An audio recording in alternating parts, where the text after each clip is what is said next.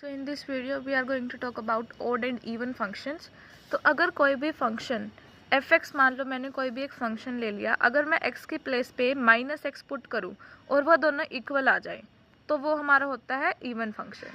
अगर मैं x की जगह पे -x पुट करूँ और वो हमारा नेगेटिव ऑफ f(x) के इक्वल आ जाए तो हमारा वो होता है ऑड फंक्शन। तो ये है f ऑफ -x, अगर f(x) के इक्वल आ जाए तो f(x) एक इवन फंक्शन होगा, और अगर f of -x minus of f(x) के इक्वल आ जाए तो वो हमारा ऑड फंक्शन होगा।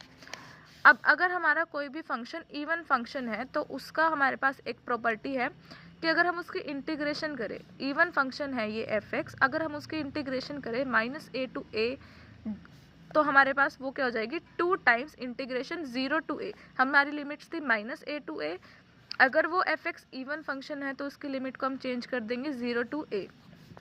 अगर हमारा कोई ऑड फंक्शन है, अगर हमारा f(x) एक ऑड फंक्शन है और उसकी हम इंटीग्रेशन कर रहे हैं -a to a तो वो हमारी हमेशा किसके इक्वल होती है, 0 के इक्वल। तो ये हमारी दो इसकी प्रॉपर्टीज़ हैं। अब इसके कुछ फोरियर सीरीज़ के क्वेश्चंस के अंदर हम यूज़ करेंगे ताकि हमारी जो कैलकुलेशंस है वो इजी हो जाए। अगर हमारे पास दो फंक्शंस हुए, एक f(x) फंक्शन है और एक g(x) फंक्शंस है, f(x) and g(x) are 2 functions. अगर f(x) इवन है और g(x) भी इवन है तो हमारा जो नेट उसका मल्टीप्लाई करने के बाद दोनों फंक्शंस, तो वो भी क्या होगा, इवन ही होगा। अगर हमारा f(x) इवन है और g(x) ऑड फंक्शन है तो हमारा जो रिजल्टेंट मल्टीप्लाई करने के बाद दोनों फंक्शंस को मल्टीप्लाई करने के बाद जो सोल्यूशन होगा वो भी क्या होगा, वो क्या होगा, एक ऑड फंक्शन होगा। अगर हमारे दोनों फंक्शंस ऑड फंक्शन है तो हमारा क्या होगा, मल्टीप्लाई करने के बाद इवन फंक्शन बन जाएगा। और अगर f(x) ऑड है या इवन और g(x) इवन है तो हमारा ऑड फंक्शन होगा। अब हम इवन और ऑड फंक्शंस के कुछ एग्जांपल्स देख लेते हैं ताकि आपको और क्लैरिटी हो जाए। देखो, अगर मैं sin x की बात करूं, मैंने f(x) लिया sin x, तो f -x क्या हो जाएगा, sin ऑफ -x। और अब आपको पता होगा कि साइन माइनस थीटा क्या होता है, माइनस साइन थीटा, तो ये क्या हो जाएगा, माइनस साइन एक्स। तो हमारा जो f(x) है वो किसके इक्वल आ गया, minus of f minus x. या फिर हम क्या लिख सकते हैं कि हमारा जो f ऑफ -x किसके इक्वल आ गया, माइनस f(x) के इक्वल। तो जब ये आ जाए तो ये हमारा क्या होता है, ऑड फंक्शन। तो sin x हमारा कैसा फंक्शन है, ऑड फंक्शन है।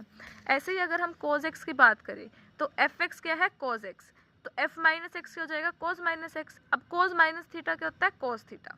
तो हमारे पास ये किसके इक्वल आ गया, cos x के। तो हमारे पास f ऑफ x किसके इक्वल आ गया, f ऑफ -x के।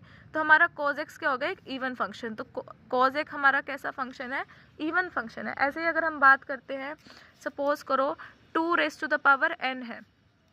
अब 2n है, ये इवन फंक्शन भी हो सकता है, ऑड फंक्शन भी हो सकता है। या फिर आप बात करो x(n) की, तो ये इवन फंक्शन भी हो सकता है, ऑड फंक्शन भी हो सकता है। अगर मैं x की पावर क्या कर दूं, ऑड कर दूं, यानी कि अगर मेरा n एक ऑड इंटीजर है, अगर मेरा n ऑड इंटीजर है यानी कि 1 है, 3 है, तो ये हमारा जो x की पावर n है ये कैसा फंक्शन हो जाएगा, ऑड फंक्शन हो जाएगा, ऑड फंक्शन हो जाएगा।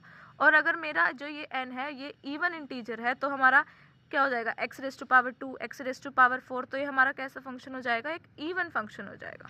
तो अगर हमारे किसी भी पॉलिनोमियल की पावर क्या है, किसी भी x की पावर या वेरिएबल की पावर में कुछ इवन वैल्यू की पावर्स हैं तो हमारे पास वो फंक्शन कैसा होता है, इवन फंक्शन। और अगर ऑड पावर है तो क्या हो जाएगा, ऑड फंक्शन। अब जैसे हम बात करते हैं mod x की, तो आप बताओ mod x कैसा फंक्शन होता है, इवन या ऑड। अगर मैं f(x) को ले लूँ mod x, तो f ऑफ -x क्या हो जाएगा, mod ऑफ -x। तो ये भी तो किसके इक्वल होता है, x के इक्वल होता है, ये भी किसके इक्वल होता है, x के इक्वल होता है।